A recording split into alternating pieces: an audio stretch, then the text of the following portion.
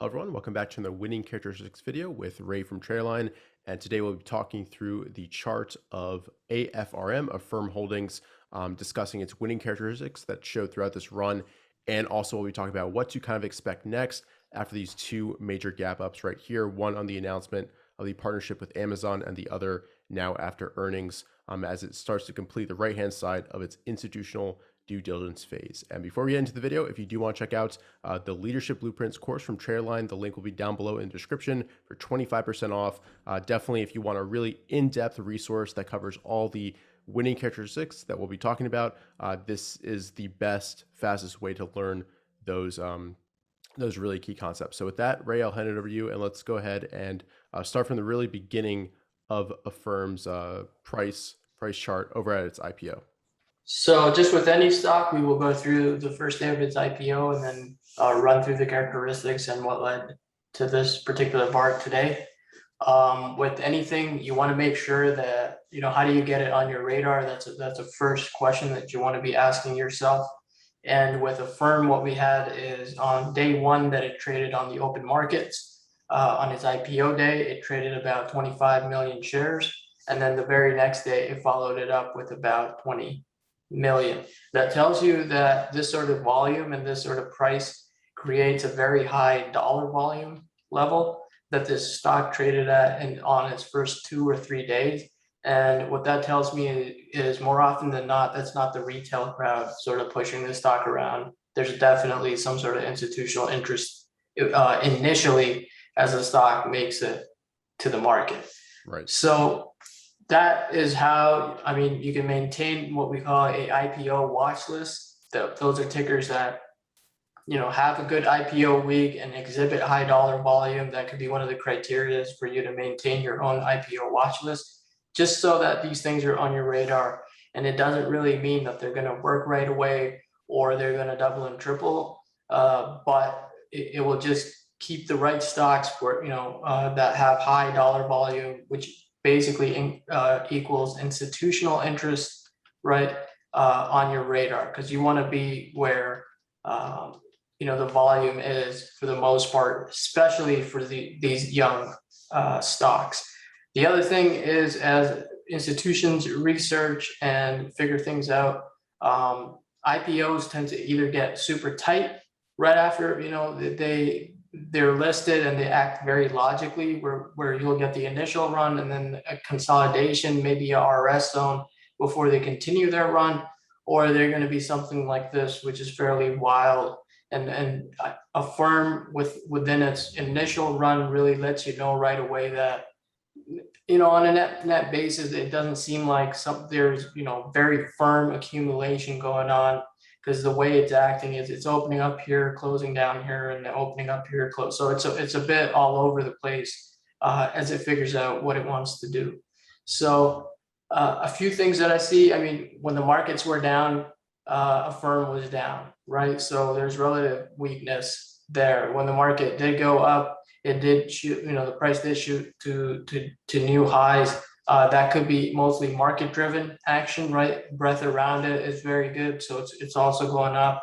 But with IPOs, what's important, and one of the things that you should be looking for, is to make sure that there's some sort of RS zones being built, and how they act on, when the market is down with these younger stocks that are just building, risk appetite or institutional appetite as their institutions research them a little bit more, is important. If institutions have greater conviction in these sort of stocks, they're going to support them on down days. And that's where this particular concept of RS zone is really going to keep you on the right side of the ones that have, are considered high quality, right? So stocks like, recently I feel this year, ZIM has been a really good one, where it just IPO'd and it just took off, right? Mm-hmm. Never really looked back. The most recent one was Task, which gapped up on earnings on the right side with the highest volume since IPO day, acted very tightly for a couple of days and then doubled in price. So stocks that, one thing that we say again and again at TL is winners don't make excuses, right?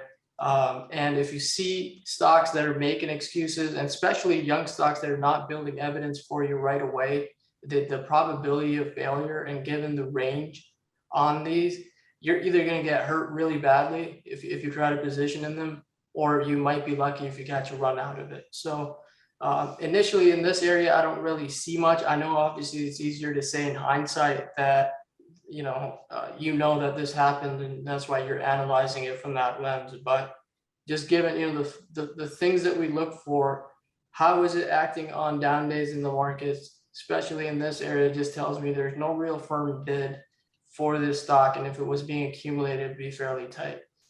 We get that fairly obvious, this stock is using the market as an excuse, right? The market goes down, it's really the first one saying, okay, I'll zip lower faster than the market. That's how the RS line is pointing down and sloping downward, right? That's what the RS line, just to quickly cover that, is a comparison of how the stock is acting versus the S&P 500.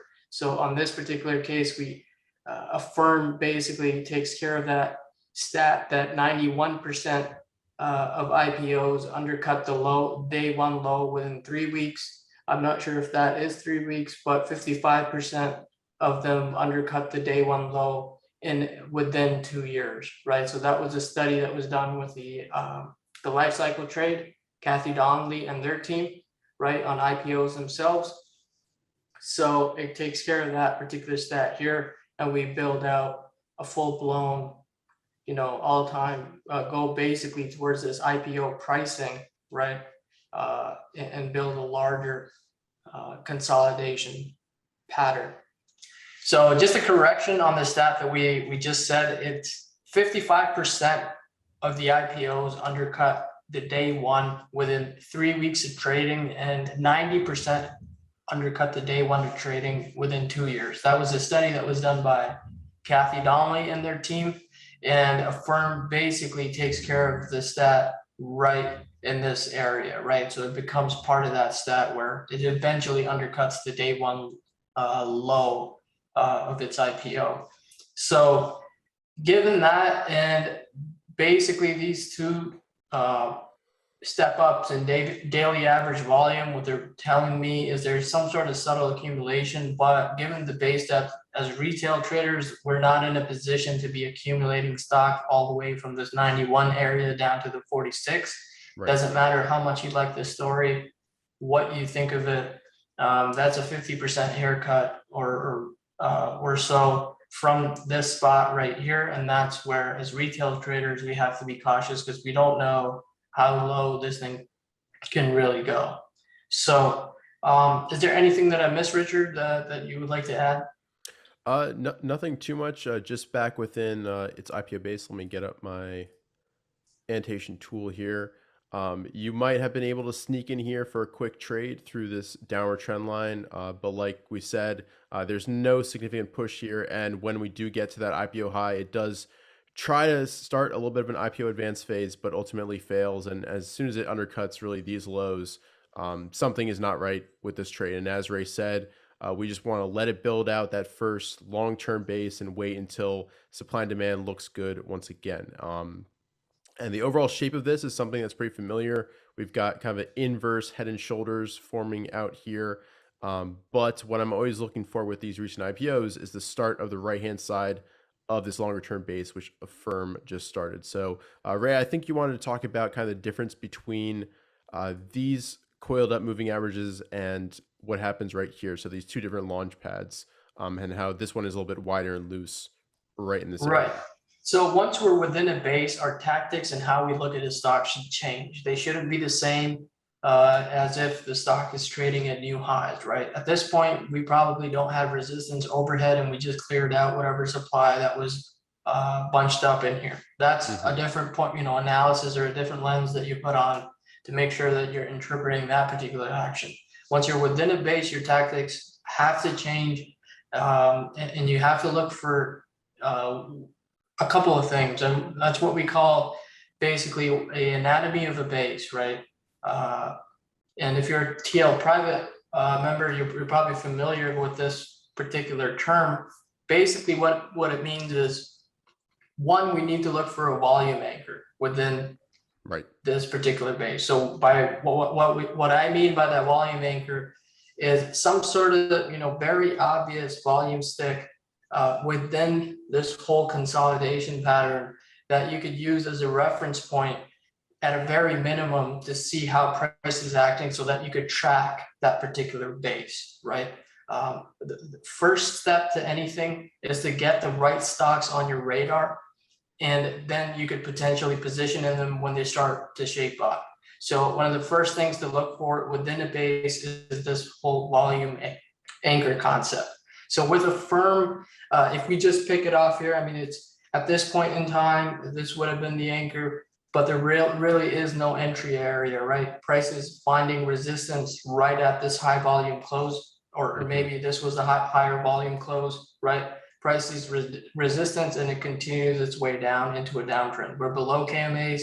There's no reason to be touching that particular stock at that point in time. And then we come in and we see another volume anchor form, which is basically right here, right?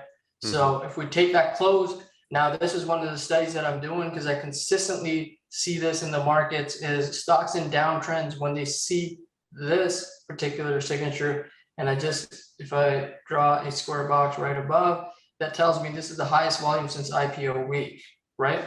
So this particular volume stick and this bar on that day, this was the highest volume since IPO week. And right after that, the stock started to basically put in an all-time low and really started carving out, a base pattern, because a base is basically you have a high, right? Your first week down, you start a base, and then you need a low for that base. So these could be potential lows as you go, but as we break this particular low, then we need to wait for the formation to play itself out. So this particular thing, this is your first signal. I don't want to say signal, but this is your first sign on the charts that this might be a potential low, and a really solid one, given that this volume is the highest, right? It's the highest since IPO week. So that's your base anchor. You start, I place an alert these days at this particular spot. This is a study I'm doing. I'm not really, confident in it yet, but as I develop confidence, as I spot more and more of these, I'm printing them out, sort of doing a full out study to see if I could really play the stocks on a consistent basis versus this volume anchor that was built right here, and see if I could position really early, which is earlier than the right side of this potential run up. So the next one that we see is, again, very similar, where the stock comes in, and when you're trading within bases, this sort of action is expected. This once again was the highest since the IPO week. The stock comes down very, really irrational. It was building up the spot, and then it comes back down, which I'm assuming there's some sort of either a catalyst, which could be an earnings catalyst, right? It could be a news catalyst, whatever the case might be. It came in, and then we have this new area of interest, and basically another volume anchor within that base. And price holds that level and is respective of that level as we moved up and out on the right side here. So that's one of the first things when you're analyzing within the base. You need a volume anchor to really, gauge if the stock is above that level or if the stock is below that level. Now, the other thing that I see is when it tried to move up here, this would really be the first point of interest, is where I would set an alert at 70, right? We start to see we have a declining 65 EMA that's acting as resistance for the stock. And then we have the other KMAs trying to, a bunch up. Ideally, what you want to see, what's different, and that's a question that Richard was asking, is what is different here versus here? The 65 EMA is bunched up here, right? Over here, it's acting as resistance. It's above. So prices, here, all the KMAs are bunched up and are acting as support beneath the current price. Here, the 65 EMA is acting as resistance, and it's not really a bunch up yet, right? So a potential scenario that we discussed right as we were prepping for this video was if it moved up above 70, right? It moved up above 70, price put in a bar, and then it, consolidated, allowed the 65 EMA, 21, 23 to really bunch up together and curl up, that could have been a potential right side of the base. But what it did was it came in, found resistance, had the 65 EMA, and price rolled right back down, right? At that point, once again, even if you were in this trade, you minimize your loss, right?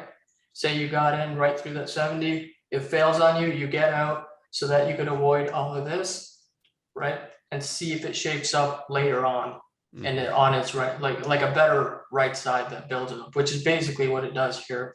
As the 65 EMA, which was acting as resistance, comes in and now starts acting as support right at this point, and then the price tries to run up before it's gap up on news. So, is there anything you want to add to that, Richard? Yeah, just looking a little bit more at this consolidation, like Ray said, we held this high volume close. This is a concept that I learned from George Kachuk, the U.S. investing champion of 2020. If you want to see kind of more examples, we go through a ton in the interview that I did on this channel.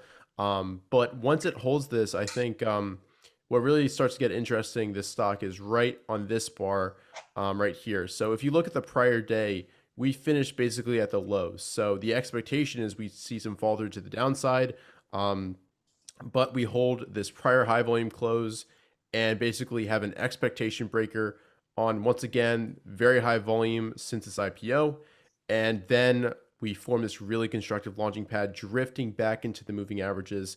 And then we get two really tight days on extremely, extremely low volume. So this is exactly what we want to see on a pullback by a launching pad, very low volume, suggesting that the sellers have really dried up.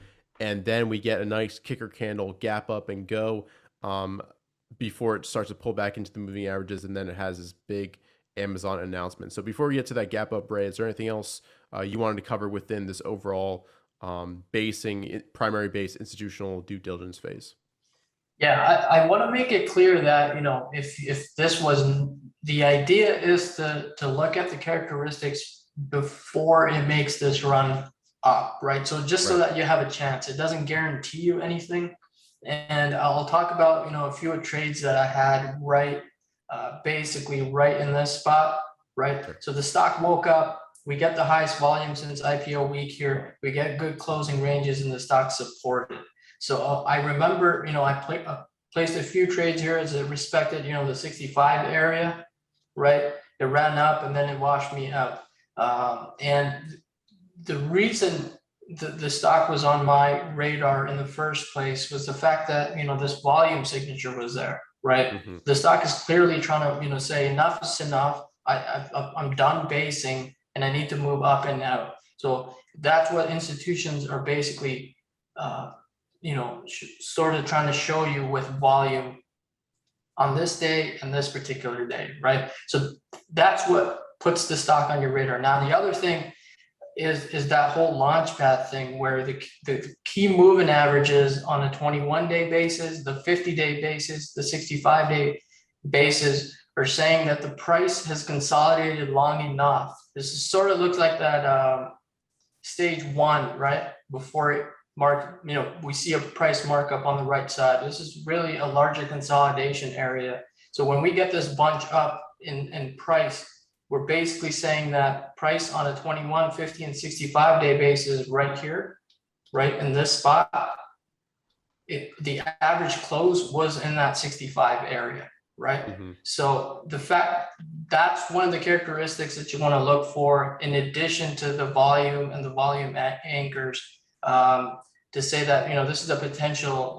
this is basically a launch pad setup at this point, because it's not at this point, it's not because the 65 EMA is where, fairly far away from the 50 and the 23 EMAs, and it's acting as resistance, whereas the 65 EMA and all the KMAs, what we call the KMAs, they're all bunched up together. And what that does is, and we've studied this quite a bit, is it's going to create directional movement. And now that directional movement can be up and down, but given this sort of volume basically on its back, right? In this area, we saw volume in this area, we saw liquidity show up in this area. There's a lot of interest that's built up in this 50 to 55 zone on this stock, right? And we Hmm. see that as volume clues. We're not making that up. So given all of those things plus this Launchpad setup, that's what's going to get it on your radar. That's really, it should be on your radar at that point. So I was trying to trade it right in here. It kicked me out right in here. I did not buy it back through this and catch this sort of run on it.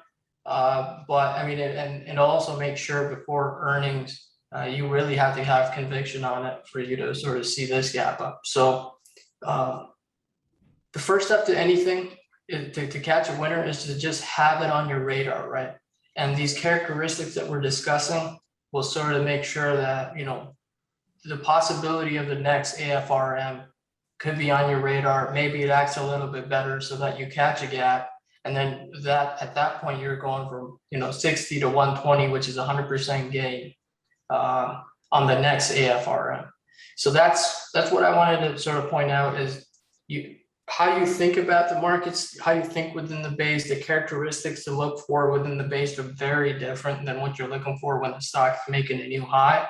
And really hone in on, the anatomy of the base. If the volume anchors are important, KMA bunch ups on the right side are important. And what Richard just said with regards to this, these two particular days are basically screaming there's a lack of sellers, right?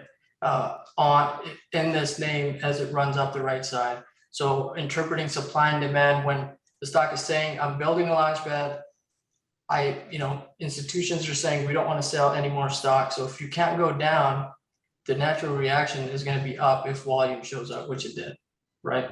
So I had a few trades in this spot. Unfortunately, I mean, I think I also traded this run up and I was sort of stopped out as it went below 70, right? And it closed below the 70 mark on this particular day. And I was fairly happy that I avoided this particular down day. And then on that Friday after market close, when I saw the gap up, naturally you weren't too happy about it, but that happens. I mean, if it were to hold at 70 that day, I would be holding it all the way up here, but that didn't happen. So, you take them as they come. You don't really get pessimistic about it. Maybe another Affirm, because I had the right idea. It's just about probabilities. You won't be right 100% of the time. You'll be right maybe 50% or less, right, in the market. So that I think is sort of that psychology of it was more important than anything else. Yeah, and I'll just jump in and talk about these gap ups a little bit. So this first one obviously was on the announcement that they're partnering with Amazon. And if you're not familiar with what Affirm actually does, we'll go through its fundamentals in just a second here. But Affirm is basically one of those buy now, pay later companies, and they basically partnered with Amazon, which caused this enormous gap up. And what's really significant with this is the high closing range, greater than 50%, and I think even greater than 75%. And it's on the highest volume ever. So there's huge institutional demand coming into this stock. Then you maybe had a tradable run up here. It held 90, which I know, Ray, you're always focused on. And then you have a little bit of a U-turn, but then I think earnings were coming up in just a few days, and the stock was kind of waiting for that, basically waiting for that information to make a decision whether it goes up or down. And we do see a little bit of distribution here, although on much, much smaller volume than this previous day here. And even this down day right after the gap up, you can see it's on very high volume and it's red, so you might think it's bad. But take a look at that closing range. We undercut this low and reversed higher, showing there's a lot of demand coming to this stock. And then obviously on this last day, we talked about it. We have a little bit of an undercut. Let me erase my drawings quickly here.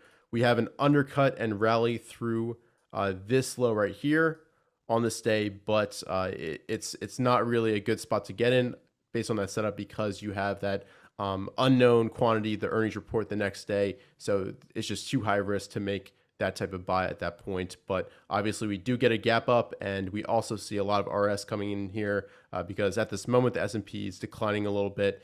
And once again, we get the highest volume ever with a strong closing range. So Ray, I don't know if you want to go over to MarketSmith and we can talk a little bit about this stock's fundamentals, Yeah, or if you want to keep yeah. going. I quickly want to just talk about this area a little bit. So we got the Go for it. characteristic, which is basically what we call visible accumulation, right? This is as Right. obvious as it gets in the market. We get the high closing range. It's on a catalyst, which is a partnership with Amazon, whatever the case might be. Mm-hmm. Um, so there is a trade in here if you're fairly active through, it holds that 90 respective, goes right into 100, bumps into a wall, and basically caters down into earnings, making sure that if you don't have enough cushion, if you were a buyer right around here, it made sure that you're not holding through Right. earnings. The other thing is this particular day when it really rises up above that 90, I do know that some traders use the options market and they go and maybe buy, a couple of calls because they don't want to put the equity risk on. Right. That is something that if you're curious about, you can explore. I plan on exploring that. It's just that, at this point in time, it's not one of the things I plan on studying. So there is a way to, if Manage you're risk. really, if you really want to manage your risk to leverage the options market and lower your risk going into earnings.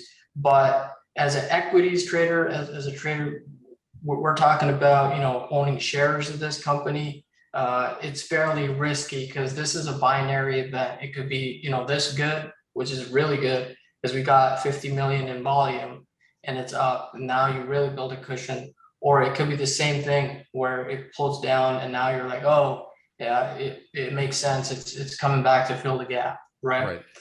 So those sort of events, you have to pick and choose your fights in the market accordingly. Whatever you do, just make sure, it all comes down to risk at the end of the day, right? You have to manage your risk. It doesn't matter if you go to the options market, if that allows you to do it. As an equities trader, you miss this whole gap up, that's perfectly fine. But you have to survive in the game to really make it to the next day, right? That's really the goal. So let's hop on over to MarketSmith and we could talk about fundamentals. Sure. So I'll take it from here. So obviously, this is another one of those sales-driven names. We see really nice sales growth, 98%, 50%, 60, 71. So a little bit of acceleration the past 3 quarters. That's certainly a positive. I believe that this was actually beat on revenue by about 20%. But I think there were some other really nice statistics in there, like merchants, active merchants were up 400%. So obviously this technology is really starting to take off. We see already a lot of demand from institutions here, around 300, 250 funds owning shares. And we do have one high quality fund in there with a position Fidelity Contra Fund. But other than that, there's not much to really talk about. The annual estimates, we'll have to see if this improves somewhat. I would bet they do over the next few days, given this strong beat on revenue and the strong price action. But at this moment, the most recent EPS estimates are downward, so we'll have to watch and see if that improves. Ray, anything to add on the fundamental front of things? So we clearly see another name that's driven by sales, right? Yeah. Even though it doesn't meet the full CANSLIM criteria and all the definitions within the CANSLIM, the idea is the methodology that is CANSLIM sort of gave you that, sales might be important parameter to look at. So markets change, how markets function change, how institutions sort of put a target on a stock has also changed. So the elements remain the same. They're still from CANSLIM, but this particular stock, and we've seen this through all the software, Zscaler, CrowdStrike, what you name it, Cloudflare, they don't make any money yet. They're all sales driven names. So I think it's important to keep, an open mind, especially in this market where the dynamic over the past 6-7 years has changed. Where things are sales driven and you can't just sit there and say, it doesn't meet the CANSLIM criteria, I will not touch it.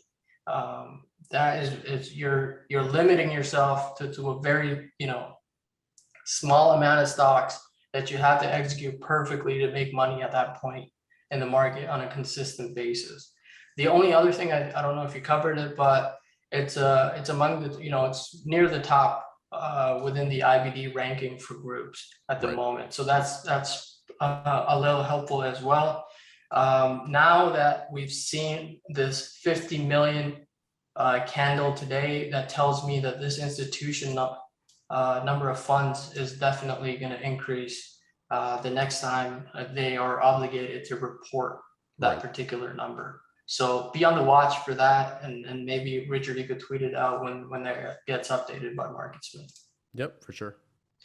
I think the last thing that we want to cover in this video is basically really a 15-minute view, right, of the gap up itself, and maybe some ways to position in the name post gap ups, right after a gap up happens.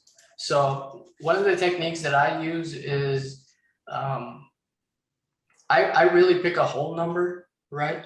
After I see a gap up. So these days, if I see a first 15-minute hammer candle is something that I look for on these big volume gap ups where I know that the volume is going to be running ahead, a minimum of a year or since IPO, and it becomes really obvious on these particular on this particular ticker. So that first 15-minute hammer candle is something that I'm still trying to perfect, is where basically it closes up, I enter there and I place my risk right at that spot. So if it wants to come back in, right, and undercut that low, that will wash me out. But I'm looking to basically manage my risk, because I want to get momentum to the upside on this name, not to the downside. I did trade this name. I did not do that on this particular day. The first day gapped up, but I did do that on the second day, where I positioned, at 90.50, placed my stops at 90.28, and as it moved constructively above, I continued to add, and I built a average full position, I think, of 92.60 as an average price. Got a fairly good run, 10 to 11% out of it, right, as it moved up. I left on I think a smaller position, given that earnings were coming up, and then it sort of washed me out flat on these. Basically 3 days before earnings, it came back into that 92.60. I'd take it at cost, because the only goal, whether we're investors or traders in the markets, is to make sure that we see a rising equity curve. That's really our goal, right? Is that if we maintain our downside or limit our losses, right? If we limit our losses in the market, we will eventually see a rising equity curve. And the goal is just to make money, right? It's not to be right. It's not to, have the biggest conviction or for lack of a better word, biggest balls in the market. It's about seeing a higher equity curve. And that's really what our focus should be. So is there anything you want to add to that, Richard, with respect to how you approach gap ups? No, I think you pretty much covered it. Look on shorter term time frames for some type of entry. This is kind of a strat technique, using this as a 2-2 reversal. Then you can see price and volume setups happen on all sorts of different time frames. It's very fractal. You can use DTLs right here, declining volume, break up on higher volume. There's many different ways to trade this, but ultimately it most likely pushed you out before the most recent earnings report, I think, is the long and short of it.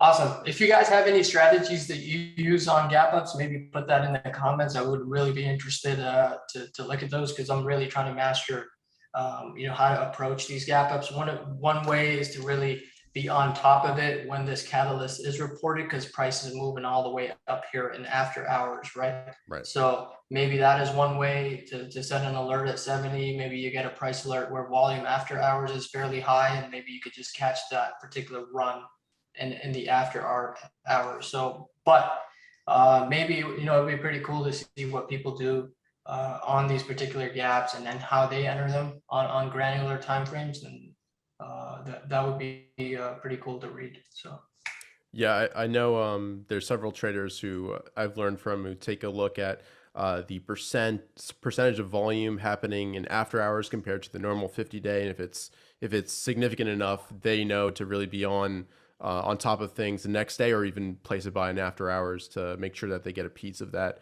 potential gap up. Yeah, I think Duckman is one that's really good at that on over at Twitter. So For sure. So let's talk a little bit about the gap up today as well, because it's interesting. This thing was pretty much strong all day. When if you look at the S&P 500 line, we're just in a decline. So it's definitely showing a lot of RS in addition to this huge volume that we're seeing in the stock. yeah, so this is basically it's announcing itself. It's saying I'm going to be a leader in the market at this point. So the fact that we get 50 million, right, and we hold, not only we hold a triple digit spot, which we were, I think, on our Zoom call in the morning, Richard, we basically were watching. I was watching the 105 area and the 100 area, right. Mm-hmm. The 100 would have been a test of this prior. Gap up itself, right? The Right. 101, 195. That would have been really a gift if it came in and then reversed, but it didn't do that. We got heavy volume right off the open. The volume after hours was pretty good as well. So, I mean, today it was really, a lack of execution for me. Not only that, but my system itself wasn't allowing me to sort of position in it. Because the market itself didn't really make sense, right? So I always look at the breadth of the market while I'm trying to enter it, so that increases my hit rate, right? If the breadth of the market is high, but I basically, I couldn't position into this, which I need to go back and analyze and sort of, be better in that way. But this really came in, held 105. You get that first 15-minute hammer, right? Mm-hmm.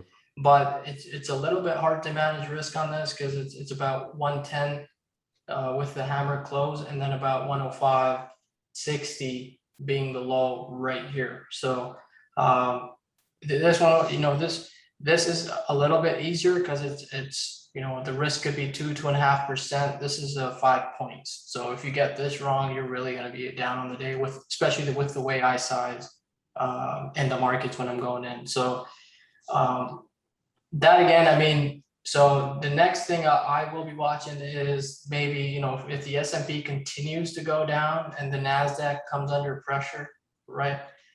This name with this sort of volume, again, 50 million in volume on the day, how it acts on pullbacks is really going to be an indication of what the market is the market going to go into correct. This is going to be a gauge for me, especially next week. If the market continues coming in, and we see something like Affirm completely give these things, this sort of gain away on this sort of volume, that was going to be really concerning. Maybe, it could come back into this 115 area, come back in, it's really supported off of that 115, right? And the market starts to find its footing, and then it really powers on and it becomes a new leader in the markets. But it's with this volume, this should be on your watch list or your focus list to see how it acts, especially if the market comes under pressure next week. Absolutely. And I'll add, could you erase your drawings for just a second, Ray? So I'll add, there is kind of one more opportunity that I see intraday here. I often notice that the opening price, if a stock comes back into it, there'll often be a reaction, and we see another 15-minute hammer candle right here. So this bar could have been an entry here also through the high, managing risk right at that low. I think that would have been a pretty good stop loss. And that could have been a decent entry as well as breaking through 115.24. But whatever you do, you have to manage risk and be ready to move your stop up to break even, or just take that profit end of day, given that the overall market was seeing a lot of pressure. But this as Ray said, is really standing out. This is like UPST, I don't know, a few months ago, that huge gap up. And I'll be watching this one carefully to see if there's some way to basically enter into this trade. And if you go back to a daily array, I think it's good to put things in context, because there are some definitely important levels on the daily chart that are worth keeping an eye on. Obviously, this high, the all-time high, is a place where we'd expect to see some type of resistance. Do we get a push upwards for the next few days and then see some type of consolidation pullback? That would be very constructive in my opinion, especially if the market still is a little bit under pressure. But we'll have to see if it lets us in at some point later on in the move. Yeah, for sure. I mean, this is going to be the top, it's new merch, right? They Yeah. call it new merchandise. So if it wasn't on your radar at this point, it really has to be on your radar at this point.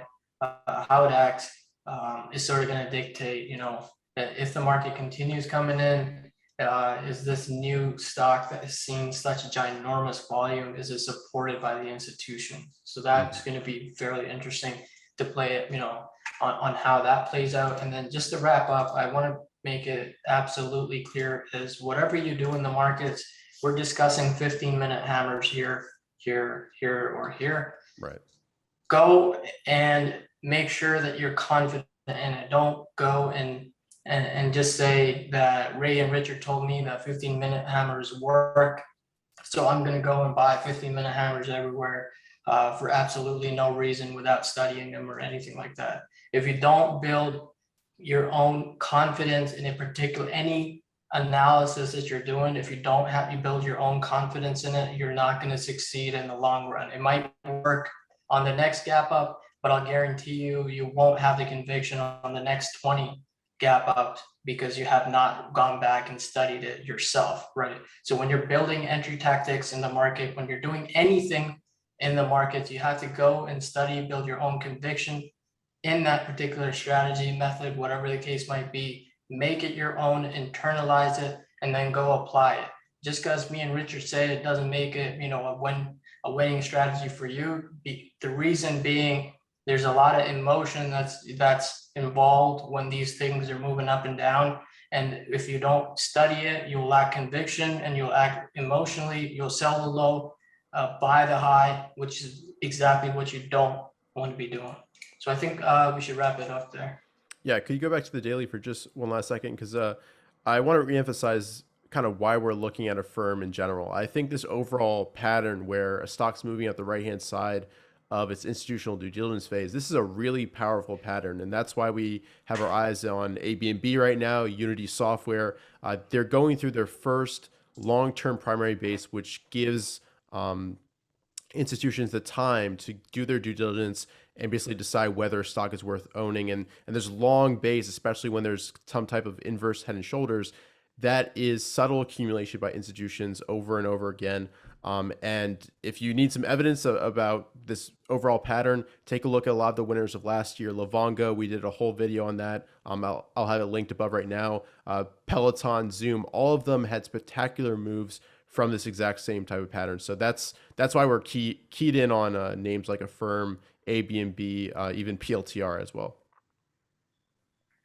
Awesome. I think, yeah, I mean, go, if you go study, a 500 bases, you'll see the same thing that we're Right. seeing in Unity, we're seeing in Affirm, any Right. right side base with the step up in daily average volume that's been an IPO within the past 3 years. If you go back and time shift yourself and say, do a study from a 2014 point of view, and you study all the IPOs from, 2 years from 2012 to 2014, how they came up the right side, it's the exact same script.